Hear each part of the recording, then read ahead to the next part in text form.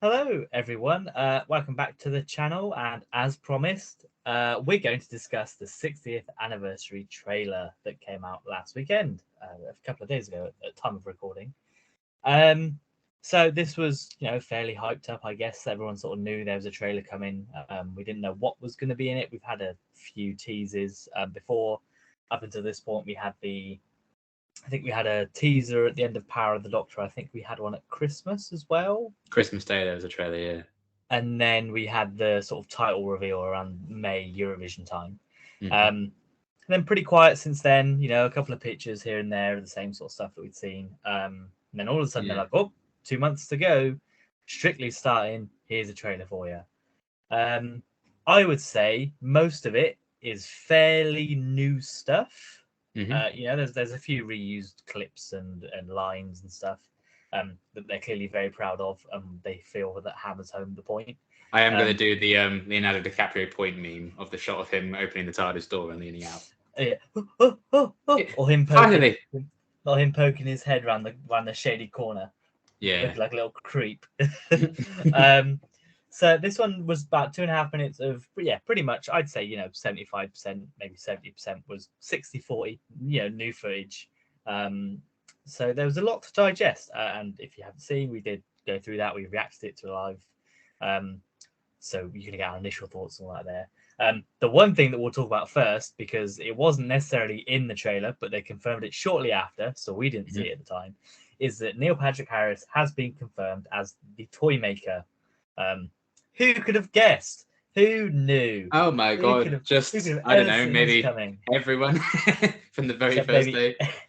Every single person. I've got a picture on my phone when I was in Bristol just before they filmed that set of Toy Maker of the Year. So I'm taking a bit of credit for cracking the case, for getting it out there. Thank you. Yeah.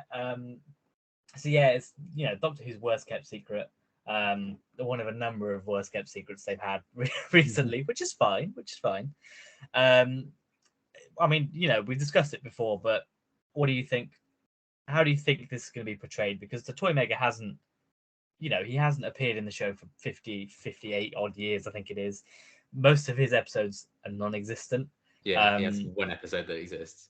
So Neil Patrick Harris probably really has, pretty much a free reign on what he wants to do with this character. What is it you want to see from this villain, I guess? Do you think he's had an axe to grind for 58 years and he's just been waiting for this moment? Or I would hope so. I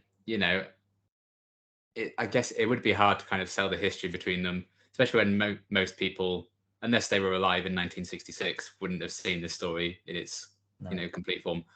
Which is a shame because obviously it's Michael Gough, who played the Toy Maker back then, Alfred from the first few Batman films. So yeah, he does have free reign to do it. What I'm hoping is that he's not just written like he's the master. Yes, that's my big fear. Yeah. Because I guess that's a classic kind of thing to do for a villain and stuff. It would be a shame when it's bringing back a classic villain and it's just like, oh well, we've seen this before now. But with the coat of many colors, with all the different accents and stuff, I mean, he is the master of disguise. That's where I got master from. But you know what I mean. I think they may lean more into that than they have done with the master in the new series, perhaps with the Toy Maker. We've already seen he's got lots of different outfits and all sorts of stuff going on. And he can clearly do a lot of like powers and stuff, can't he? He can clearly, he is the master of illusion, so to speak. He can be a really big puppet guy or be a big guy with a gun, or throw petals at the screen and somehow get a weird door into unit by the looks of it. So there's a fair things that's different. But I mean, you think that? I think it's because he's a humanoid villain. It's very hard for, I think, Doctor Who to try and separate the Master from any other human villain. That's why most of the other memorable ones are Davros, who is a humanoid villain but half a Dalek, so you can kind of get away with it. And then that's probably it in terms of recurring big bads. Davros and the Master are probably the only two main ones. Yeah, I want a cold and calculated and reserved Toy Maker, kind of like he was, or at least elements of that, because we've seen in the trailer, he's not going to be exactly subtle with his great big fucking You gun. you wouldn't hire Neil Patrick Harris if you wanted reserved. I don't think. Definitely not. So, you know, we'll just see what they do with it. But I am very excited to have it confirmed it's a toy maker, because they might as well have confirmed it at this point. They could have confirmed it a year ago.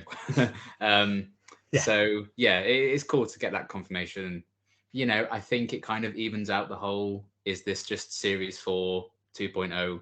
Because we do know, like, okay, the villain is this classic villain coming back into the fold. And, you know, I am excited that the trailer really focused on him. I think we did kind of assume he would be like the big bad of the specials, depending on what they do with some other characters that are showing up. You know, they may not follow their roots with that. We'll have to wait and see. But yeah, I am really excited to see him. I think his kind of presence in that trailer was my favorite thing about it. You know, the shot of him with like the puppet strings and everything was so cool. I think we even talked about beforehand, like it could be like a Scarecrow-esque sequence in the Batman Arkham games, and that, you know, it was that. So I'm really excited to kind of see, you know, him be apparently the Doctor's greatest threat yet. And if the trailer is anything to go by, until the very next episode. Until the next series, But if the trailer's anything to go by, I think he has a good shot of living up to that, because you know, he's certainly caused a ruckus in London, if not worldwide. So we'll have to wait. If that's him doing it, assuming it's him doing it. If that is him doing it, Donna pressed the wrong button in the TARDIS, and well, you never know. I mean, I guess that's sort of another question: is how much of this footage do we think is from each episode? You know, have we seen stuff from every 3 episodes now? I don't think they would show.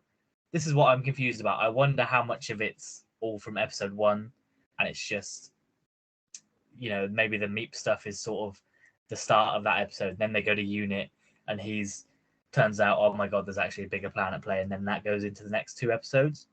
Yeah. I don't know how much, because it seems strange to have shown us all 3 stuff from all 3 episodes, because then it kind of implies all sorts, especially if, you know, they're leading towards Donna supposedly maybe dying, and then to have her showing clips of her actually in the 3rd episode kind of maybe loses that tension for it. It's definitely going to be linked together somehow. I'm not sure now if the Meep is going to have as big a presence as I initially thought. I think maybe it's going to be there'll be a pawn in the toy maker's game, because you know, in the trailer, you know, the Doctor's kind of talking about how they just threw a spaceship in front of Donna Noble, and you know, isn't that wacky?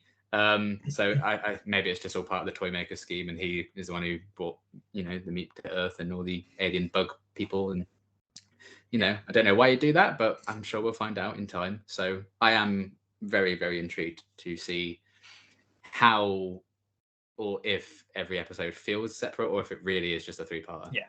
Yeah, I think that's fair enough. Also confirmed in the trailer and obviously afterwards by a little press release, Gemma Redgrave is back as Kate Lethbridge Stewart.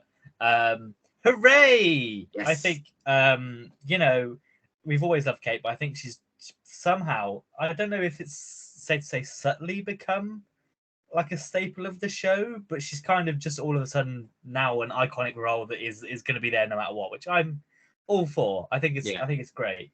I mean, seeing her, like, one of my favorite parts of Flux was seeing her in the Next Time trailer, because we had no idea she was going to be in it. Yeah, and it's the same with this one. You're like, oh my god, we knew she was going to be in. You know, we knew we were going to be seeing her again, but it's still really exciting to be like, oh, we're seeing her even sooner than we thought. Oh my god. So I think somebody's pointed out that this is now the first character, I think, to be written by all 3 showrunners, which, other than the Doctor, obviously, but which is great. And she's now appeared, I think, with more Doctors than her father in show, at least, I think is what it was. And then there's also, I've seen a lot of funny discourse, not like discourse, but a lot of fun discourse around the 14th Doctor's introduction, even though they've probably only seen each other yesterday. You know, it depends when this was all set, because it could have only been a day since they last saw each other, and now he's like, well, hey! It's like, he was off doing his comic strip adventure in. See, that's what I was going to say, but then somebody else said that, and then somebody else was like, actually, that only takes place within like an hour, and I was like, oh. It's Doomsday, is it? It's like Doomsday. Whatever, yeah. Maybe. So who knows? I think it's great. I think a lot of people have also said, it's very 13th Doctor as well, that introduction, which I do quite like. I don't know whether that's intentional or just, that's how it's going to be played. Who knows? I like that if it is a reference, that's a nice, fun reference. But yeah, Kate Stewart's back in this one. She's obviously in the 50th as well. I'm pleased to see her. I assume you're pleased to see her. I am very pleased to see her. It is nice to kind of have some grounded characters. It's always fun to kind of have a recurring role like that. And if rumors of her getting a spin-off are true, it makes all the sense in the world to just keep using her. Especially with a nice shiny new base. Spent a lot of money on that asset. There's no point just for it for 3 episodes. Definitely not. And that helipad. So I obviously there's going to be a big presence from Kate and Unit in the specials, as there was obviously in the 50th as well. So that's fun to kind of continue that legacy. 10 years on, 11 years on from her introduction, and we're still getting hyped about seeing her, which I think is a testament to how good the character is. Yeah, definitely. And I don't even think that's an argument. I don't think you can make the argument, it's only because she's the Brigadier's, daughter and stuff, because the whole point of her introduction was that they didn't want that. You wouldn't have known that until sort of halfway through introduction, so you've already made your mind up then. And most of the people watching the Power of Three wouldn't have understood that connection anyway, and they still like her. Yeah, exactly. And it's very rarely gets mentioned that she is the Brigadier's daughter. Only it was, I think, in the 50th, because obviously it was the 50th, so they felt they had to, make that reference, which is fine. And yeah, it's great. I'm excited to see her back, and for the continuing on into Ncuti's era.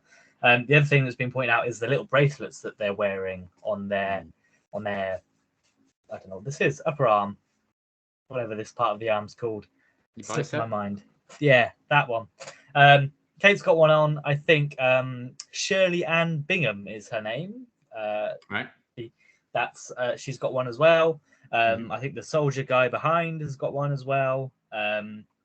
So the immediate inference for that is that it's something that protects any user from wearing, from being influenced by, the toy maker's plans, his little mind control, whatever he's going to do. Yeah. Which could be interesting. It's very eye patch-esque for the silence. That's true, yeah. So it could be. It might be a force field to bite them. Well, exactly. So that's all interesting. I'm sure that'll play into it. And again, we'll go back to something we mentioned before. Mel in her picture for the next series was also wearing a similar one. So that kind of implies that she probably will be in this. But who knows? Maybe it's just a recurring thing that all unit personnel now have to wear to do whatever. It's a more generic. It's so that none of us get compromised or something. Yeah, it might be like, wearing a badge for your rank or something. Yeah, it could be something like that, because the Doctor and Donna aren't wearing one, so that could throw up anything. Who knows? And that's why they both die at the end of the story. Well, yeah, maybe. What else have I written down? Kate returns, bands on arms. We've had that one. A common theory I've seen following the trailer has been that when Ncuti appears at the end, he stood where the 13th Doctor was stood. They reckon it goes back to that. So my question is, if at the end of this story everything just reverts back to the end of Power of the Doctor, is that good?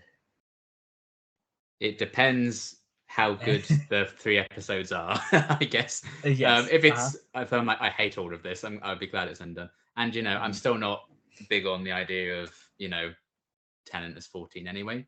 As lovely as it is to see him. So I wouldn't be too mad. I would get why people would be. I don't think they will do it like that. Especially with all the hoo-ha and comments they've made about it since, with like why they didn't have him just regenerating with Jodie's outfit. But maybe that is just a ruse for because it is going to just go back. But also, if that is where Jodie stood, Ncuti didn't look like he was wearing 13's clothes. No, he had little little things here, didn't he? Little buttons here that looked like they were whatever they are. Yeah, he had like a purple coat or something on, which is interesting. Yeah. So yeah, I don't know. I think that's a wait and see kind of situation. It depends what they do with explaining why 14 has 10's face and why he's kind of 10 again, and how that kind of connects with Donna and probably the toy maker and everything. So if it serves the story and is a satisfying story conclusion to kind of, I need to let go of this face once and for all, so we'll reverse it or something, I could see that making sense. But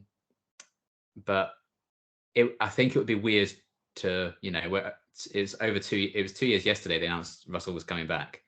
And we've been waiting by the time this airs, we've been waiting over a year for it. It'd be weird to wait that long for something that then ultimately wouldn't matter, especially when it's an anniversary special. I'd be very surprised if they do that. I think it would be a choice. If narratively it makes sense, then fine. I'm sure Russell knows what he wants to do with it. He loves putting everything back in the box. That's his rule. Yeah. So it would be his MO to do that. But yeah, I guess we're just gonna have to. That's one I really don't know how I'm gonna feel about until the credits rolled on. The giggle, I think. Yeah, that's fair enough. And the other one that's sort of similar to that, the other theory that spawned off of this, is that there's going to be a way where the Doctor like splits. So 14 can continue by himself and go off, similar to 10-2, and then Ncuti goes away, Prime Doctor. Is that again something that you'd want? That then kind of opens the door to having David Tennant back further down the line as 14 and have him in the universe and do more crossovers and not have the restrictions of the 10 time period. But at the same time, does that undermine Ncuti's series going forward? I think it would, personally. And, you technically every Doctor just out there in the universe at the same time anyway, because they're all time traveling. Yeah. So and there's more that we don't know about. So so you could just this could be the fifth time David Tennant's been the face of it. Wouldn't be. I wouldn't be surprised, quite frankly. Yeah. So yeah, that's another interesting one. I don't think I would like if that's what they do, because they could just come back, play the same character, and be older. Patrick Troughton came back with grey hair, and it was fine. No one said a thing. Yeah. I mean, they literally did it in the previous episode with the Edge and stuff, so I don't think it matters too much anymore. And I don't really. Yeah, that's true. So. The Edge is a thing that could do it. So yeah, I don't think that's kind of necessary. I think it would undermine Ncuti. I think it would undermine David's previous run as the Doctor as well. Because there's always going to be if you bring David Tennant back, which one are you bringing back? Are you bringing back 10 and 14? Which may be why they'd put it all back in the box. I don't know. So yeah, another wait and see situation with that. My gut would be like, oh, I don't like that idea. Especially David's a very busy man. I don't know if he would. Yes. He'd have to just come back as a guest anyway. And then, is it even worth it? Would it undermine what's going to be special about the 60th? Quite possibly. No, yeah, I think I do agree. I think if whatever happens at the end of this, my ideal outcome for me is that it's just a straight, simple regeneration into Ncuti. And there's I wouldn't want it wiped because then it kind of feels like, well, what was the point in doing that whole thing? Yeah. And then if David Tennant could go off again, it's like, wow, still, what's the point? They've got a new unit building, which we've touched on as well, which everyone seems like, oh my god, how have they done that? So obviously their building got blown up in the last episode.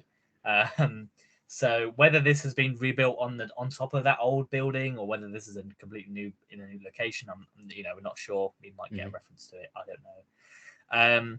Also, I mean, I don't think a lot of people have said that UNIT's like a secret organization. Why they got this big building? Have they ever been a secret organization? They rolled out a fucking tank and shot down the Nations. For God's sake. United Nations Intelligence Task Force. I don't think they've never tried to be a secret. It was them upside down in Street during Aliens of London and all that. They're not secret. Yeah. So that's what I was thinking. That was my thought. I was like, I'm pretty sure UNIT aren't a secret organization. I'm glad you've agreed with me on this because I would have looked very silly. But actually, yeah. In the Three Doctors Part 2, they said we're a secret. They do top secret work, but they're not a secret organization. I think that might be where the confusion lies. So it's fine that people know about aliens and stuff now. I'm sure they're a bit more secretive back then. I mean, there's a whole thing where until it all gets put back in the box. People know about aliens until they decide not to know about aliens. That's the whole. They certainly should right now because they just got invaded by Sontarans. You'd think so, but again, you could argue that Flux had residual effects, so everything. There's something you could do around that. I think having a new fancy new building works, and yes, it might lean into the rumor that they're going to have a unit spin-off, which I think I will watch. I'll enjoy. I think it depends on how it is. Very timely. I think it could be Agents of S.H.I.E.L.D.-esque, where they effectively do the same thing. The Doctor comes in his series, lands on Earth, some stuff gets blown up, unit have to go and clear it up, etc. I think I would take that with Kate as a lead. That would be great. You could get any previous unit cast member back in, somebody that's played somebody ages ago, obviously Osgood, who isn't in the 60th, but may make an appearance. It depends what the actress are doing, if she's involved. It would be strange not to have a mention of her, at least, because she wasn't in Power of the Doctor either. But maybe she's doing Zygon stuff, because are they both Zygons? Who knows? Maybe they are. Kate did mention her in Flux, so she's still about a unit, so hopefully we'll get something of her. We'll see. Or both of her. Or both of them, yeah. So in terms of the other trailer stuff, there's quite a few things. I do want to point out that I really like the camera movement of the "Let's go and kick its ass" thing, where it like swoops around. I think that's great, and if we've got more like shots like that throughout the 3 episodes, I'm very excited to see how it's shot. I mean, the trailer looks great anyway. All of it, the visuals, the way it's shot, the framing of the helicopter with David and the TARDIS in the background. I think that's a great shot as well. So it all looks great. The line where he says, something's come through from a different dimension thing, and it shows the little wavy portal thing. Yeah, the purple vagina. Yes, somebody suggested that it looks vaguely similar to the little wormhole that the Doctor came through in The Timeless Children. A sort of similar vibe. Yeah. Certainly a similar colour, isn't it? Yeah, I mean, it would. Maybe purple is just a wormhole color, so they were like, "Oh yeah, let's just use that one." I would love it if Russell just leans into the Timeless Child stuff fully. Yeah, I would absolutely love it. It would be great. Could you imagine? I think loads of people lose their shit if it turned out that the toy maker was the Doctor's dad, and that's why he's come back to fuck shit up. I think that would be great. He's like, "I sent you through that wormhole thousands of years ago, and now I'm coming to get you," kind of thing. That would be because I think that's something you could do with not much known about the toy maker in the main show. At least there's a few bits, Big Finish and Bookwise, but you can discard them if you don't want them. So I think that would be an interesting twist. I don't think you'll go that far for a 60th thing to change it up that much. But we've already seen the Doctor's mum in the past, in the past 2 years with Tech Tayun in the Gap. So why not have the 60th focus on the Doctor's dad? And focus that way. I think if I wouldn't be against it. This is just me going off for a theory wise. But do you think Russell's going to lean into the Timeless Child? Do you think he would take that big of a leap in his first 3 episodes back for such a major historic event? I don't think so. I'm not sure it will really be that, have that big of a role to play. It's not a requirement for him to mention it if he doesn't want to. It's a different era. He can do what he likes now that he's in charge. I think it would be cool if he did, just because it would upset all the people I'd love to get upset. But yeah, it's just entirely up to him, really. If it gets like some exploration, I think they'd probably leave that for Ncuti. I think there's probably not going to be much time for that kind of stuff. There's already a lot of emotional baggage with Donna and the Nobles all coming back, and God knows who else maybe coming back, and the toy maker being back. So I don't think it'll be something for the 60th at the very least. Maybe a passing mention of something. But I think we've probably explored that as much as the show's going to explore it now. Yeah, I think that's fair enough. I'd love to see more, and maybe they will do it further down the line. But at the same time, maybe this is the perfect time to go back and remember that last year? It's still a thing, just to maybe keep it fresh and prove to people that he's not ignoring it, but he can do what he wants.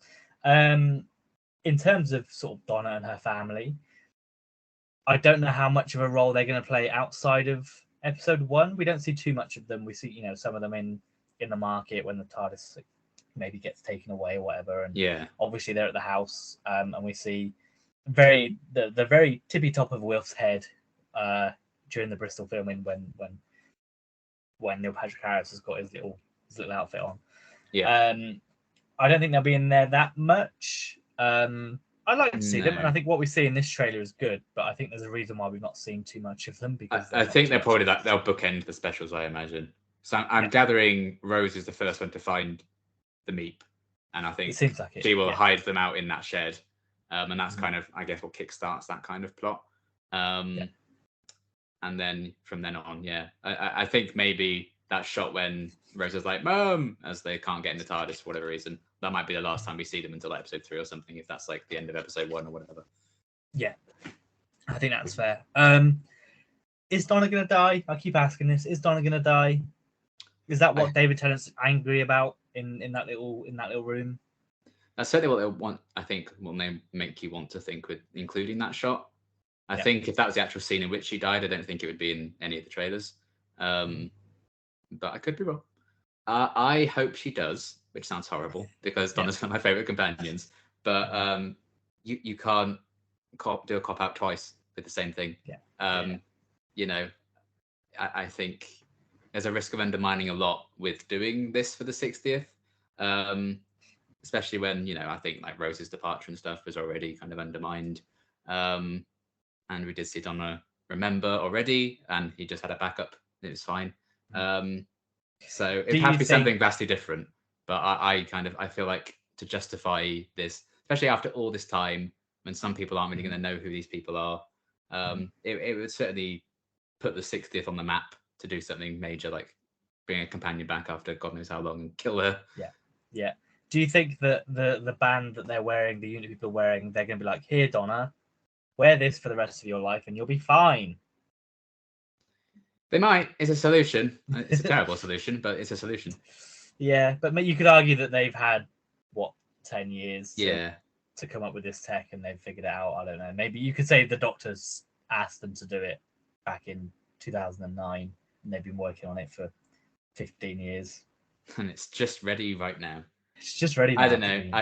I don't think there's any way of it not feeling cheap unless she dies, honestly. Yep.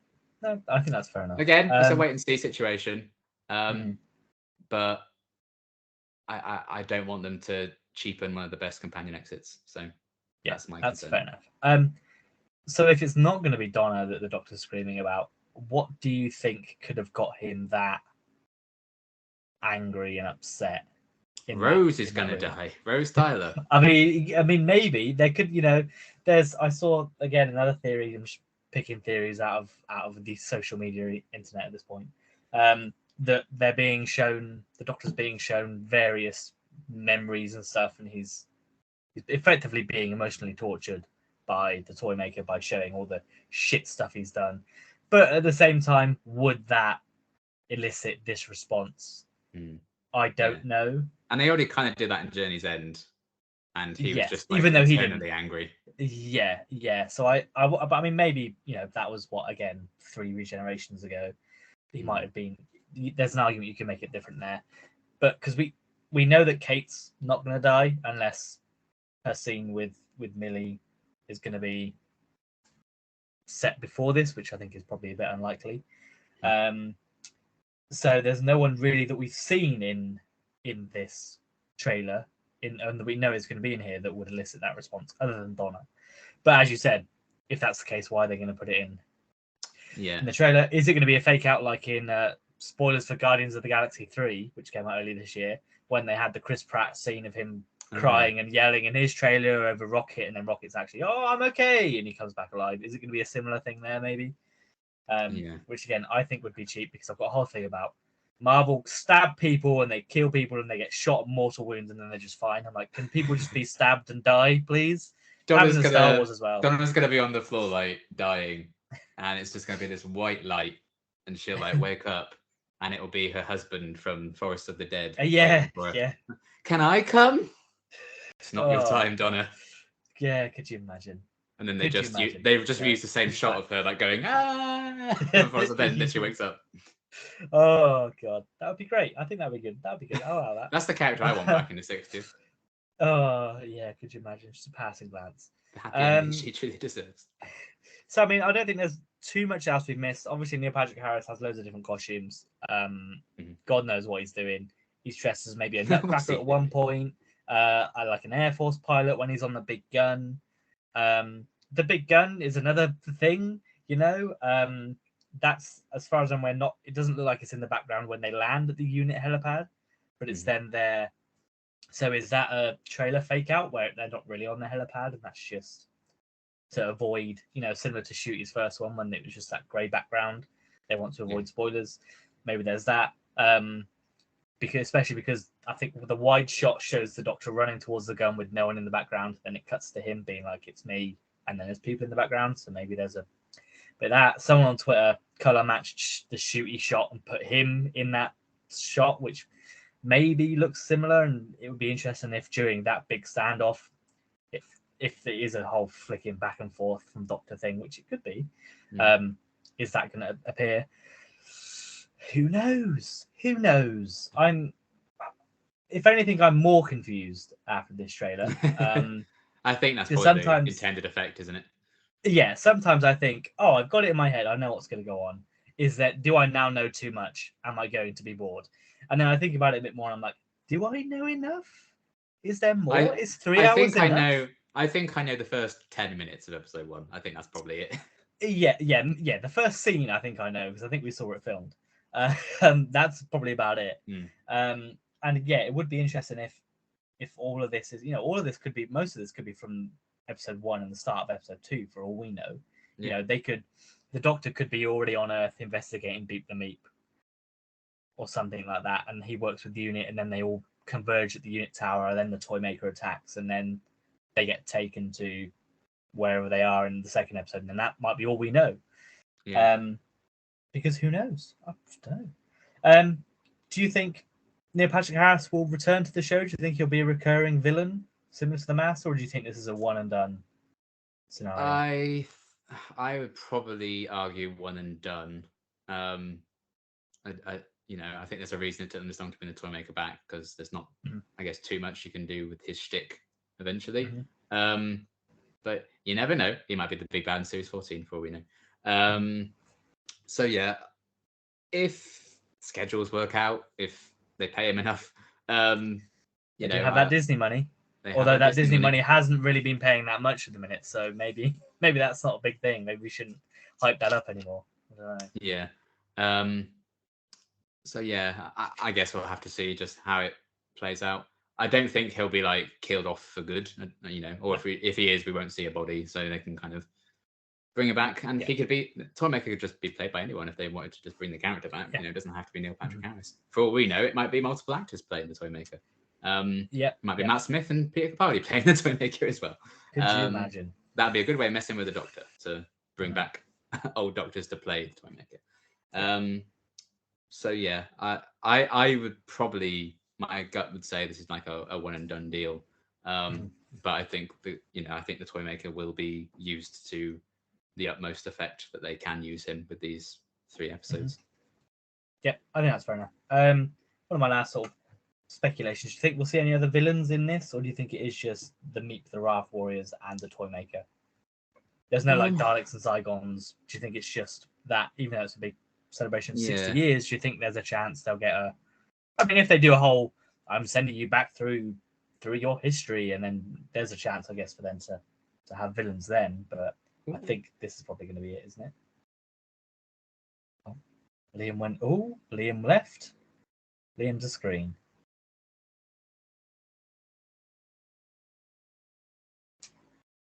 Hello. Oh, he's back. There we go. You went, and left. You went up and vanished. Oh, lovely. Anyway, more villains. Are there going to be more villains in this one? Do you think there's a chance they could bring anyone else in, or do you think it'll just be the 3 that we know of? I guess it would kind of be nice, but also, the 50th had Daleks and Zygons, really, and I think that was more than enough. I guess when there's 3 hours this time, maybe they could fit more villains in there, and that would be nice for an anniversary thing. But I do think we have probably enough, depending on what story they're actually telling here. It'd be very cool, maybe, to reference them by there are toy versions of popular villains, like a Slovene puppet or something, or like a Nutcracker that looks like a Cyberman or something. I think that'd be quite fun. If they wanted to do twisted versions of that, would be interesting. But depending on the story, maybe it's already chock-a-block as it is. It depends how much presence and Beep the Meep and all that actually has compared to the Toymaker. Yeah, I think that's a fair point. Have you got anything you want to raise from the trailer? Anything that caught your eye that we've not spoken about? I don't think so, actually. I liked the shiny unit building. I think it definitely has been treated and filmed like this is an event, much like the 50th was. Which is, it's only right. I already love the memes that we're getting from it, of like the screaming 14 and 14 looking moody in the helicopter and everything. And you know, I think that's a very fun part of Doctor Who, is memeing it. So you know, plenty of material, and that's just from the trailer, more like the actual specials coming out. But yeah, I'm surprisingly hyped for the toy maker now, considering, you know, I, along with most of the world, haven't seen the story he's in. It would be cool to see what kind of role he plays and how effective a villain he is. And I'm, you know, very, very excited for Ncuti, obviously, to see what his role in this special is and how they kind of set up his Doctor. It's a very unusual situation to kind of be introduced to a Doctor for the first time, you know, and it's not like their proper like debut story. Like they're not going to be like the ultimate one focused character in his debut. So yeah, that should be really interesting to see how they kind of merge all that as well. So yeah, I think those are kind of my main sticking points. But I'm just very excited for Doctor Who to come back because it's been a very long time. Oh, yeah, it feels like it's been so long and yet no time at all as well. Yeah, It's like only yesterday we were watching Power of the Doctor, and it's been nearly a year. It's been pretty much a year, yeah. Which Yeah, is ridiculous. it's like 3 weeks. In like 3 weeks, it'll be like a year. Wow, which is nuts. But it's great. Yeah, it's only they didn't release a date for the episodes yet. We thought that they might do, but I know that normally the BBC tend to only announce for specific dates 2 weeks before they come out. Has Liam gone again? Liam has gone again. They did say it was a poor connection. Hello. Hello. God, terrible stuff. But yes, the dates. The BBC, they usually announce them 2 weeks before they air, so it's not really a surprise that they've not released any dates yet. We probably won't get any until maybe mid-October at a push. But we'll keep an eye on that. We'll keep an eye out, see if anything else gets announced or revealed in the next couple of weeks. But you know, between now and then, we'll just continue going through Doctor Who episodes, reviewing them, having a good time, having a good time with the show, like you should do. Don't take it too seriously, guys. It's okay. Just let it go. It's fine. It's just a show. You can talk about it. It's just Tennant's hair in 150th special. Don't talk about 10 years or anything. Oh no, terrible stuff. Clara is a teacher, okay? Don't worry about it. Accept it. It's fine. God. They can time travel. It's fine. It doesn't matter. Anyway, that's a whole other thing. But yeah, we'll be back another time for some other videos. Bye-bye. Bye.